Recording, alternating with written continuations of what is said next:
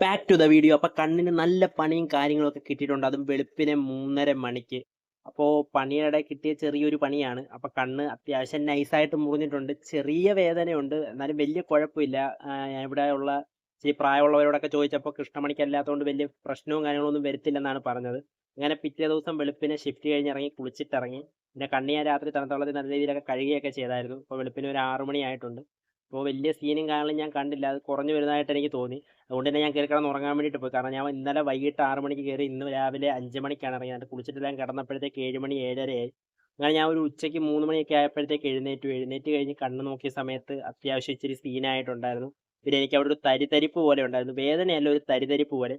പിന്നെ എല്ലാവരും കൂടെ നിർബന്ധിച്ച് ഹോസ്പിറ്റലിൽ പോകാമെന്ന് പറഞ്ഞു. അങ്ങനെ അടുത്തുള്ള ഗവൺമെൻറ് ഹോസ്പിറ്റലിലോട്ട് പൊയ്ക്കൊണ്ടിരിക്കുകയാണ്. അങ്ങനെ പോകുന്ന വഴിക്ക് ശ്രീകാന്തിനെ കണ്ടാവും. പിന്നെ വണ്ടിയെ കൊണ്ടുപോയി. അങ്ങനെ വണ്ടിയിൽ ഗവൺമെൻറ് ഹോസ്പിറ്റലിലെത്തി. അവിടെ ചെന്ന് ഇത് ടോക്കൺ എടുത്തപ്പോൾ 129 കിട്ടിയത്. പക്ഷേ അവിടെ 93 ആയിട്ടുള്ളായിരുന്നു. ഒരു 1.5 മണിക്കൂർ അവിടെ കാത്തിരുന്നെങ്കിലും നമുക്ക് ഡോക്ടറെ കാണാൻ വേണ്ടിയിട്ട് പറ്റിയില്ല. കണ്ണിൻ്റെ ഡോക്ടർ ഇല്ലായിരുന്നു. പിന്നെ അവിടെ ഉണ്ടായിരുന്ന ഡോക്ടർ എനിക്കൊരു മരുന്ന് തന്നു കണ്ണിലൊഴിക്കാൻ വേണ്ടിയിട്ട്. അപ്പോൾ നാളെ കണ്ണും കാര്യങ്ങളും ഉണ്ടെങ്കിൽ നാളെ കാണാം. Tata, bye bye.